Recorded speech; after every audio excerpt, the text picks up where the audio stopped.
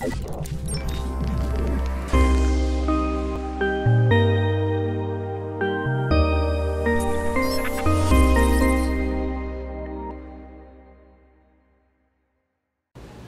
pessoal, sou Marcelo Tostes, sócio do escritório Marcelo Tostes Advogados. Estamos aqui no primeiro congresso online de gestão jurídica da administração do direito e vamos falar um pouquinho sobre tecnologia, inteligência artificial e o direito. Hoje no Brasil somos mais de 1 milhão de advogados. Por que nós temos esse volume absurdo de advogados comparados ao resto do mundo? Porque nós temos mais faculdades do que todo o resto do mundo. O mundo inteiro tem 1.100 faculdades de direito e nós temos 1.406 faculdades. Então, pessoal, principalmente nessa época da pandemia, nós precisamos pensar em tecnologia. Aliás, vivemos um momento de tecnologia. As reuniões virtuais, o home office, as lives e etc. já nos trouxeram a tecnologia pronta para o direito. E aí, vamos fazer uma comparação com a quantidade de advogados que a gente tem no resto do mundo. Olha só, enquanto a China tem um advogado para cada 5.092 habitantes, no Brasil nós temos um advogado para cada 209 habitantes. Isso faz com que aquele volume de advogado, comparado ao volume da população, a gente tenha um judiciário extremamente assoberbado. E o judiciário também é muito caro. Muitas vezes a gente culpa os juízes, o judiciário pelo seu custo, mas esse custo ele é oriundo dessa quantidade de advogados que a gente tem.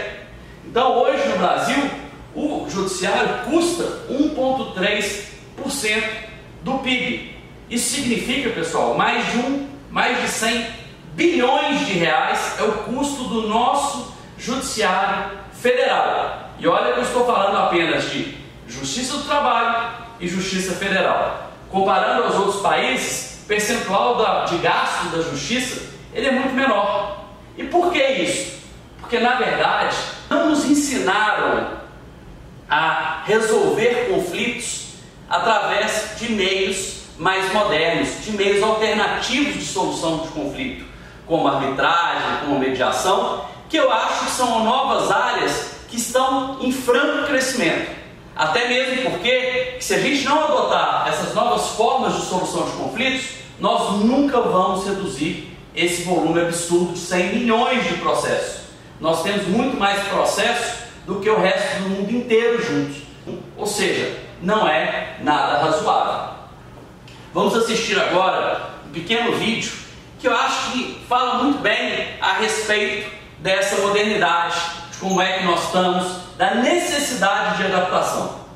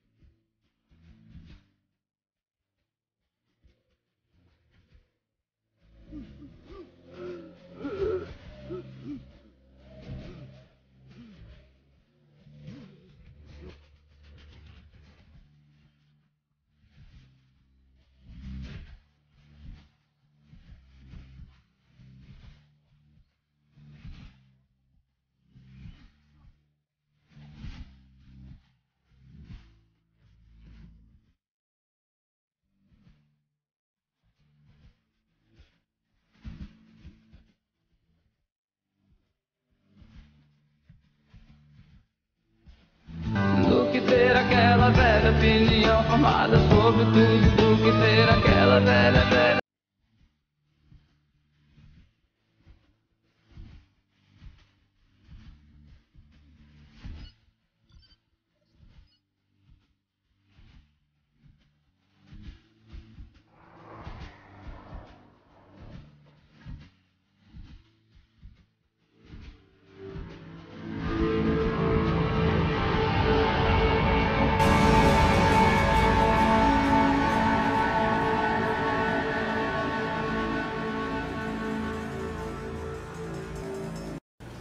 E aí, gostaram? Acho que realmente esse vídeo nos faz pensar.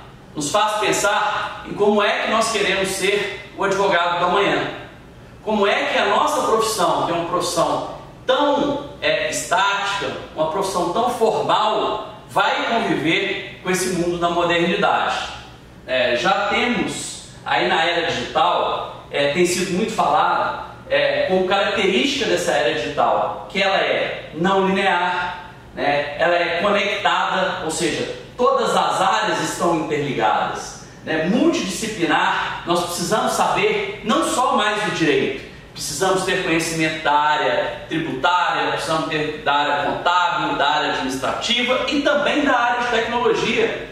Nós, profissionais do direito, vamos ser muito cobrados dessa nova capacidade de entender o que é a tecnologia. Nós não teremos mais a condição de responder: não gosto de tecnologia, não tenho celular, não recebo WhatsApp. Isso no meio jurídico vai ser inadmissível, como em grande parte das outras profissões também. Veja, o mundo mudou tanto nos últimos tempos. O Uber é a maior empresa de transporte do mundo e não possui nenhum carro. Quem imaginaria isso há 10, 15 anos atrás? A gente falar de uma companhia de transporte que não era proprietária de nenhum veículo.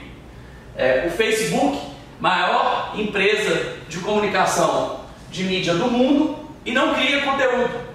Da mesma maneira, o Alibaba, maior empresa de serviço de vendas do mundo, e não tem estoque. E o Airbnb, maior empresa de hospedagem do mundo, e não é dona de nenhuma cama. Ou seja, são novas formas de se fazer o mesmo. O transporte sempre existiu, o táxi sempre existiu, o carro alugado sempre existiu, o ônibus sempre existiu. Mas a gente está vivendo uma nova forma de se fazer o transporte. E é isso que a gente precisa enxergar para o direito. Como fazer a mesma coisa de uma maneira nova, de uma maneira tecnológica, agregando aquilo que a tecnologia tem a nos oferecer. Então, dentro dessa perspectiva de novas áreas, a gente precisa dar um pouco mais de importância, mesmo aquelas áreas que não são tão novas. Mediação e arbitragem, compliance, energia, petróleo e gás, digital, infraestrutura, ambiental. Principalmente infraestrutura e ambiental não são áreas tão novas. Mas com toda essa tecnologia, com todo esse aparato que a gente tem hoje, elas precisam ser repensadas. E são áreas que vêm a agregar. São áreas que a tecnologia vem a agregar muito. A LGPD, que a gente pode estar colocando aqui também dentro de uma área de compliance, ela vem a regulamentar uma nova e complexa área do direito. Todas as relações entre empresas, dados e pessoas físicas já estão regulamentadas pela Lei de Proteção de Dados.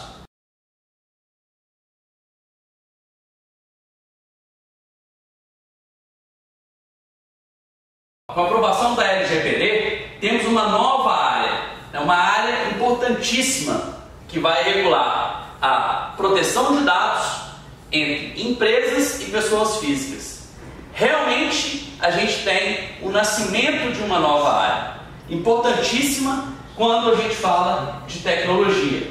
Ela vai estabelecer o que é permitido e aquilo que não é permitido das empresas guardarem dados de pessoas físicas e como é que essas empresas devem proceder com a guarda daqueles dados das pessoas físicas. Eu costumo muito falar sobre o Bitcoin. Quem é que já de fato investiu em Bitcoin hoje, né, nos últimos tempos. O que esse Bitcoin inovou, o que ele tem a ver com o direito?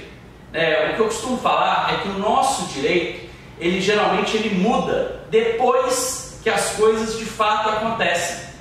Então, a gente não teve nenhuma regulamentação para falar o seguinte: pessoal, a partir de agora existe uma lei que vai ser implantado o Bitcoin e ele vai ser produzido daqui a 10 anos. Não. Como é que o direito funciona? O direito ele regulamenta a situação posteriormente à descoberta ou à invenção de novas situações, como é o caso do Bitcoin. O Bitcoin já foi objeto de decisões do judiciário equivocadas, ao meu ver, onde não se permitiu a penhora de Bitcoin. E por que não? Se é uma moeda que é transacionada no mundo inteiro. Muitas vezes, os operadores do direito têm a dificuldade de conseguir enxergar aquilo que é fruto da tecnologia, aquilo que não é palpável, aquilo que não é registrado em um determinado órgão, como no Detran, como no cartório de registro de imóveis. A gente não tem esse registro, mas a gente tem as empresas que fazem as transações com o Bitcoin. Prova que o Bitcoin é uma forma legal de se fazer transações é que a própria Receita Federal já estabelece que na declaração de renda nós temos um espaço para se declarar o Bitcoin. Então, se eu declaro que tenho Bitcoins e numa eventual execução eu ofereço esse Bitcoins devidamente declarado à Receita Federal, por que não aceitar aquele Bitcoin como uma garantia de uma execução? Porque não tem onde se fazer o registro, porque não tem onde o judiciário notificar. Precisamos passar a ter uma mentalidade daquilo que é novo. E o judiciário vai acabar aprendendo que o Bitcoin ele é realmente uma realidade e é possível de ser oferecido em execuções, por exemplo. Olha a inovação do ponto de vista financeiro que o nosso país está vivendo. Os bancos tradicionais, Caixa Econômica, Banco do Brasil, Bradesco, Itaú e tantos outros, competindo agora com as chamadas fintechs, que tem uma estrutura muito mais leve que os bancos tradicionais, que tem um custo muito menor que os bancos tradicionais. E por que é que as pessoas estão buscando as fintechs ou os bancos virtuais? Exatamente para se livrar daqueles custos que são repassados pelos bancos antigos em função de aluguéis elevados, alto custo com funcionário e etc. Então essa vai ser, dentro da nossa, da minha ideia de futuro, uma realidade que também vai acontecer no direito. Nós vamos precisar seguir os caminhos que já foram traçados, tanto na área financeira, quanto na área de engenharia, quanto na área de medicina. Hoje já falamos aí em operações por robôs, operações virtuais extremamente complexas. E por que não o direito não se utilizar dessas tecnologias disponíveis no mercado para tratar do nosso dia a dia? A tecnologia, pessoal, ela não pede licença. Ela não pede licença mesmo. Ela sempre vem, estabelece um novo conceito e a gente precisa se adaptar. A inteligência artificial, ela vai ser de fato muito utilizada pelos tribunais. E qual é a grande vantagem disso? A grande vantagem não é que o juiz deixe de ser dono da sua decisão. Muito pelo contrário, todas aquelas ações mais simples, o juiz vai poder estabelecer como é que aquele sistema de inteligência artificial vai proferir uma decisão. Inteligência artificial no direito não é simplesmente você dar um modelo para o computador e ele vai lá e vai buscar aquele determinado modelo. Não, ele vai construir. Ele vai de fato construir uma decisão. Uma decisão diferente daquela última que ele construiu num caso bem parecido. Então ele vai aprendendo à medida em que ele vai tendo novos conhecimentos, como se fosse exatamente uma criança. O computador ele passa a absorver o conhecimento com tudo aquilo que ele recebe de informações. Então o juiz passa a ter a oportunidade de alimentar o seu sistema de inteligência artificial e buscar um sistema que seja exatamente aquele que lhe agrade, cujas decisões sejam as suas próprias decisões, a base das suas próprias decisões, a base das decisões do seu tribunal estadual ou a base dos tribunais superiores. Então é muito interessante, por quê? Porque nós vamos ver que os juízes passarão a ter tempo de decidir questões socialmente relevantes e não mais a produzir decisões em quantidade, batida na traseira, ações de consumidor, em que o juiz profere 200, 300 sentenças por mês em função da quantidade de processo que ele tem na sua vara. E quando ele puder, por um sistema de inteligência artificial, se abster de gastar o seu tempo e se preocupar com aquilo que é socialmente relevante, nós teremos com certeza um judiciário muito mais justo, um judiciário muito mais digno, decisões muito mais pessoais, e a população de fato vai poder se orgulhar do nosso judiciário que a gente tanto espera, que era aquele judiciário antigo onde realmente o juiz sentava, se debruçava e produzia decisões maravilhosas em função da quantidade de processos que eles tinham. Inteligência artificial, como já falei, é um ramo da ciência da computação que se propõe a elaborar dispositivos que simulem a capacidade humana de raciocinar. Ou seja, então não é simplesmente uma cópia, não é simplesmente uma escolha de um modelo, e sim a capacidade de elaborar dispositivos. Então nós vamos ter, pessoal, peças elaboradas por sistemas de inteligência artificial. Estive recentemente no Canadá com uma grande empresa de tecnologia, uma empresa especializada em inteligência artificial, e fiquei realmente impressionado como é que essa empresa já consegue produzir peças na área jurídica na língua inglesa em diversos casos. Não só naqueles mais simples, como eu estava falando agora, de decisões de consumidor, decisões de relações bancárias, batidas na traseira, que a gente sabe qual é o resultado frequente dessas ações, mas em casos específicos, defesa de processos criminais, separações. Olha a especificidade que você tem num processo de uma separação. Cada caso é um caso. Mas o sistema de inteligência artificial complexo, ele consegue aprender, visualizando todo o montante de decisões de um tribunal, ele passa então a entender como é que se faz para chegar numa melhor decisão. E os casos mais simples, a gente já tem uma estatística que o computador, que a inteligência artificial acerta mais do que o humano. Mas a gente vai precisar do humano? Claro que vai. A gente vai continuar precisando dos advogados? Claro que vai. Para quê? Para produzir as novas peças, para produzir a inovação dentro do direito, para produzir todo um conteúdo novo, como a gente tem agora o caso da LGPD. Não existe uma decisão ainda acerca de processos de LGPD nos tribunais. Essas inovações, esses casos complexos, vão continuar sim sendo objeto de demanda dos bons profissionais, que serão, a partir de agora, muito mais valorizados, porque o advogado vai deixar de simplesmente fazer um copia e cola para, de fato, elaborar uma nova petição. Ou seja, tecnologia mais a capacidade do advogado ou do profissional do direito, teremos um judiciário muito mais eficiente e muito mais importante para a sociedade. Só a título de elucidação ou de curiosidade, olha as profissões do futuro. Estamos aí acostumados com aquelas profissões bem tradicionais. Então temos lá auditor de viés em algoritmo. Alguém já ouviu falar disso? O que esse auditor vai fazer? Importantíssimo dentro de uma condição de inteligência artificial, de um sistema de inteligência artificial. Técnico de saúde assistido por inteligência artificial. Agora na pandemia a gente teve a oportunidade de ver algumas autorizações do CRM em fazer consultas virtuais. Já existem planos de saúde que estão se propondo a fazer simplesmente as primeiras consultas, ou seja, em casos mais simples, você paga um valor baixo e vai ter o atendimento virtual, né?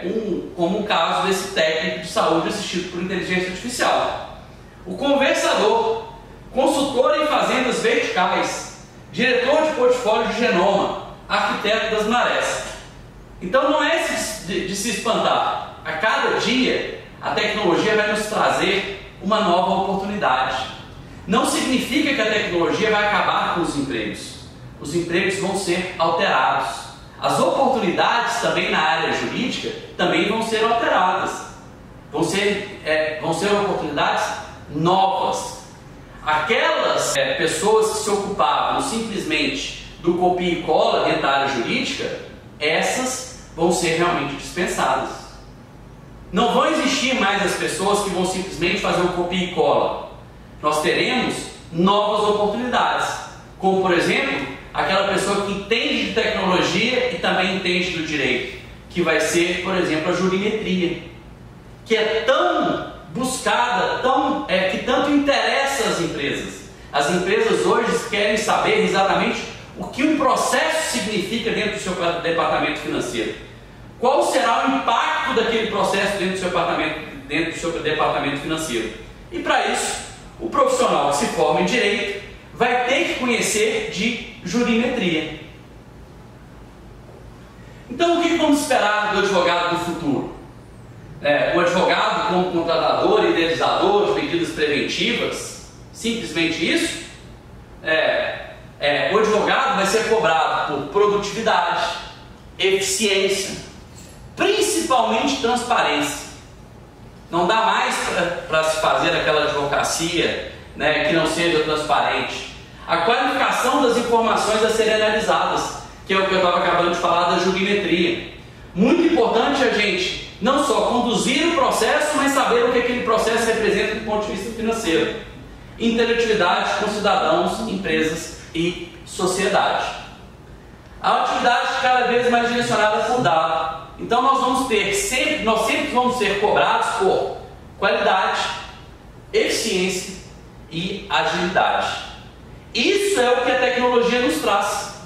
Uma qualidade muito maior do que o homem consegue trazer, uma eficiência também incomparável e uma agilidade muito maior. Aquilo que o homem gastava 2, 3 dias para fazer, hoje com a tecnologia, seja por um sistema de robótica, seja por um sistema de inteligência artificial, a gente consegue fazer com minutos. O advogado interno, das empresas principalmente, tão requisitado nos dias atuais, hoje ele deixa de ser um advogado generalista e passa a ser um advogado multidisciplinar. É isso que as empresas buscam hoje. É um advogado que entenda de mais de uma área, que entenda de um pouco de contabilidade, que entenda de números, que não seja aquele advogado focado simplesmente no direito. Esse profissional a cada dia será mais valorizado. E o advogado do escritório? Estamos falando aí, já falamos um pouco do judiciário, estamos falando agora dos advogados, tanto aqueles que se dedicam a trabalhar para as empresas, quanto aqueles que trabalham dentro dos escritórios. Também da mesma maneira, aquele advogado que era um super especialista, ele a sua demanda vai diminuir. Ele precisa conhecer um pouco mais de tudo. Deixar de ser simplesmente aquele cara que vai responder sobre imposto de renda, e ele vai ter que simplesmente juntar o seu conhecimento técnico com o conhecimento de outras áreas, como eu já acabei de falar dos advogados de empresa. A multidisciplinariedade vai ser o nosso futuro na advocacia. Nós precisamos ter foco em mais de uma coisa. A gente não consegue mais simplesmente ser aquele advogado que faz só imposto de renda, só uma petição do imposto de renda. Gente, esse comparativo é muito simples. As crianças de hoje são multidisciplinares. Elas não se atentam a uma coisa só.